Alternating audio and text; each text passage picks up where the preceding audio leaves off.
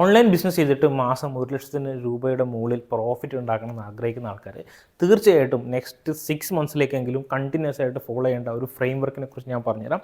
ഞാൻ എൻ്റെ ലൈഫിൽ ആക്ച്വലി എൻ്റെ ബിസിനസ്സിനകത്ത് പ്രവർത്തിച്ച് വിജയിപ്പിച്ചിട്ടുള്ള ഒരു ഫ്രെയിം വർക്കാണ് നിങ്ങളായിട്ട് ഷെയർ ചെയ്യാൻ പോകുന്നത്. ഈ ഫ്രെയിം വർക്കിൻ്റെ പേര് 3C ഫ്രെയിം വർക്ക് എന്നാണ്. 3 സികൾ അടങ്ങിയിട്ടുള്ള ഒരു ഫ്രെയിം വർക്കാണ്. ഇതിൻ്റെ നമ്മുടെ ഈ ഒരു ഓരോ സ്റ്റെപ്പിൻ്റെയും ആദ്യത്തെ അക്ഷരം സി ആയതുകൊണ്ടാണ് 3C ഫ്രെയിം വർക്ക് എന്ന് പറയുന്നത്. അപ്പോൾ തീർച്ചയായിട്ടും എന്താണ് 3C ഫ്രെയിം വർക്ക്, എങ്ങനെയാണ് നിങ്ങൾക്ക് ഓൺലൈൻ ബിസിനസ് ഈ 3C ഫ്രെയിം വർക്ക് ഇൻക്ലൂഡ് ചെയ്തുകൊണ്ട് നിങ്ങൾക്ക് എങ്ങനെ വരുമാനം ഉണ്ടാക്കുന്നത് വളരെ കൃത്യമായിട്ട് പറയാം. ഇത് ആർക്കാണ് സ്യൂട്ടബിൾ ആണെന്ന് വെച്ചാൽ ഇതുവരെ ഓൺലൈനിൽ ഒരു ബിസിനസ് തുടങ്ങാത്ത വ്യക്തിക്കും ഓൺലൈനിൽ കൃത്യമായിട്ട് ഒരു സിസ്റ്റം ബിൽഡ് ചെയ്തുകൊണ്ട് ഒരു വരുമാനം ഉണ്ടാക്കണം ആഗ്രഹിക്കുന്ന ആൾക്കാർക്കും ഡെഫിനറ്റ്ലി ഈ ഒരു പ്ലാൻ നന്നായിട്ട് സ്യൂട്ടബിൾ ആണ്. അപ്പോൾ നമുക്ക് ഒട്ടും താമസിക്കുന്നില്ല. Welcome to video.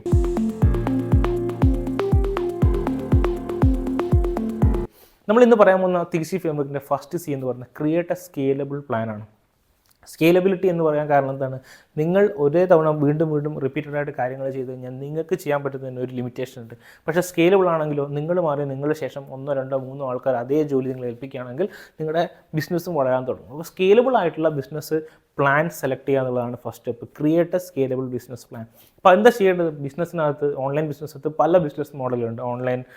Online E commerce ഉണ്ട്, ഡ്രോപ്പ് ഷിപ്പിംഗ് ഉണ്ട്, ഡ്രോപ്പ് സർവീസിംഗ് ഉണ്ട്. അങ്ങനെ പല കൈൻഡ് ഓഫ് ബിസിനസ് മോഡലുകളുണ്ട്. അപ്പോൾ നിങ്ങൾ ഈ അഫിലിയേറ്റ് മാർക്കറ്റിംഗ് ഉണ്ട്. അപ്പോൾ നിങ്ങൾക്ക് സ്യൂട്ടബിൾ ആവുന്ന നിങ്ങളുടെ സ്കിൽസ് ഇവിടെ എഴുതുക, നിങ്ങൾക്ക് സ്യൂട്ടബിൾ ആവുന്ന ബിസിനസ് പ്ലാനുകൾ എഴുതുക. അത് രണ്ടിനും മാച്ച് ചെയ്തിട്ട് ഒരു ബിസിനസ് പ്ലാൻ നിങ്ങൾ സെലക്ട് ചെയ്യുക.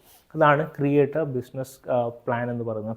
രണ്ടാമത്തെ സ്റ്റെപ്പ്, പ്ലാൻ സെലക്ട് ചെയ്ത് കഴിഞ്ഞാൽ definitely you have to deep into that, right? അപ്പോൾ അതിനാണ് നമ്മൾ സ്റ്റെപ്പ് നമ്പർ 2 എന്ന് പറയുന്നത് കമ്മിറ്റ് ടു ദ പ്ലാൻ. ആ പ്ലാൻ നിങ്ങൾ കമ്മിറ്റ് ചെയ്യുക. കമ്മിറ്റ്മെൻറ്റ് വളരെ അത്യാവശ്യമാണ്. കാരണം എന്താണ്? കമ്മിറ്റ്മെൻറ്റ്സിനാണ് എനർജി ഇരിക്കുന്നത്, ഫോക്കസ് ഇരിക്കുന്നത്.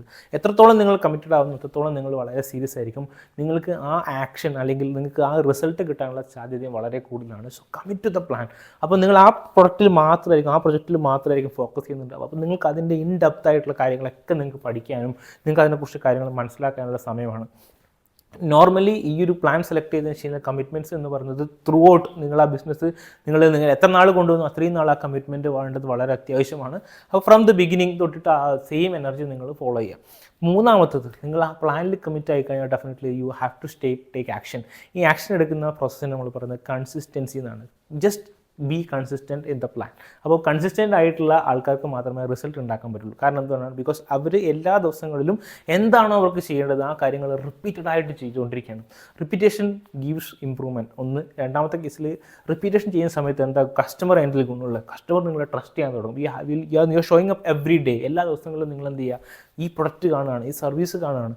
Definitely they will see the face. അപ്പോൾ എന്ത് ചെയ്യും? ഓട്ടോമാറ്റിക്കലി ട്രസ്റ്റ് ബിൽഡ് ആവുകയും കസ്റ്റമർ എന്ത് ചെയ്യും? നിങ്ങളുടെ പ്രൊഡക്റ്റ് ഉപയോഗിക്കാനും അല്ലെങ്കിൽ നിങ്ങളുടെ ഒരു കസ്റ്റമർ ആവാനും അല്ലെങ്കിൽ പൊട്ടൻഷ്യൽ ആയിട്ടുള്ള പ്രോസ്പെക്ട്സ് നിങ്ങളുടെ കസ്റ്റമർ ആവാനും സാധ്യതയുണ്ട്. അപ്പം ഈ consistency matters a lot. Most of the ആൾക്കാർ ബിസിനസ്സിനകത്ത് ഈ ഓൺലൈൻ ബിസിനസ്സിനകത്ത് ഔട്ട് ആവുന്നതാണ് ഈ കൺസിസ്റ്റൻസി ഇല്ലാത്തതുകൊണ്ടാണ്.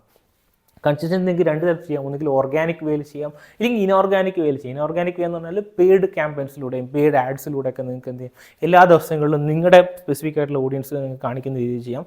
ഇല്ല, നിങ്ങൾക്ക് എന്ത് ചെയ്യാൻ പറ്റും? Organically you have to create your own user generate content അല്ലെങ്കിൽ യുവർ ഓൺ കണ്ടന്റ് എന്നുള്ള രീതിയിലും നിങ്ങൾക്ക് ചെയ്യാൻ പറ്റും. ആ ടാർഗറ്റ് ഓഡിയൻസിനെ നിങ്ങൾ നർച്ചർ ചെയ്യുക. ഈ നർച്ചറിങ്ങിലാണ് അൾട്ടിമേറ്റ്ലി എന്ത് സംഭവിക്കുന്നത്? സെയിൽ നടക്കുന്നത്. ഡെഫിനറ്റ്ലി ഈ പ്ലാനിലൂടെ നിങ്ങൾ പോവുകയാണെന്നുണ്ടെങ്കിൽ definitely you will get everything. ഒരു 6 മന്ത്സ് നിങ്ങൾ ഫോളോ ചെയ്ത് കഴിഞ്ഞാൽ ഡെഫിനറ്റ്ലി അതിൻ്റെ റിസൾട്ട് അൺബിലീവബിൾ ആയിരിക്കും. കാരണം ഇതിൻ്റെ കോമ്പൗണ്ടിങ് എഫക്റ്റ് എന്നൊരു സംഭവമുണ്ട്. നിങ്ങൾ 3 മാസം ചെയ്ത് കഴിഞ്ഞാലും ചിലപ്പോൾ ആ കസ്റ്റമർ കൺവിൻസ് ആവുന്ന ചിലപ്പോൾ 6 മാസം കഴിച്ചേക്കും. അങ്ങനെയുള്ള ഒരു 1000 കസ്റ്റമർ ചിലപ്പോൾ നിങ്ങൾ കയ്യിലുണ്ടെങ്കിലോ you will get the result at 6 months, right? അപ്പോൾ നിങ്ങൾ ആലോചിച്ച് വയ്ക്കും. അതാണ് പറഞ്ഞത് showing up every day is very important. കാരണം നിങ്ങൾക്കറിയില്ല എപ്പോഴാണ് ഇതൊക്കെ പൈലപ്പ് ചെയ്തിട്ട് ഈ ആക്ഷൻസ് ഒക്കെ പൈലപ്പ് ചെയ്തിട്ട് നിങ്ങൾക്കൊരു സെയിലായിട്ട് വരുന്നത് നിങ്ങൾക്ക് തന്നെ അറിയാൻ പറ്റില്ല. പക്ഷേ ഇതൊരു പ്രൂവൺ മെത്തഡോളജിയാണ്. എൻ്റെ ബിസിനസ്സിനകത്ത് വളരെ സക്സസ്ഫുൾ ആയിട്ട് ഞാൻ പ്രൂവ് ചെയ്തിട്ടുള്ള ഒരു ബിസിനസ് മോഡലാണ് നിങ്ങൾക്ക് പറഞ്ഞിട്ടുള്ളത്. Definitely you can also try it. And നിങ്ങളുടെ കമൻറ്റ്സ് പറയാം. Thank you so much.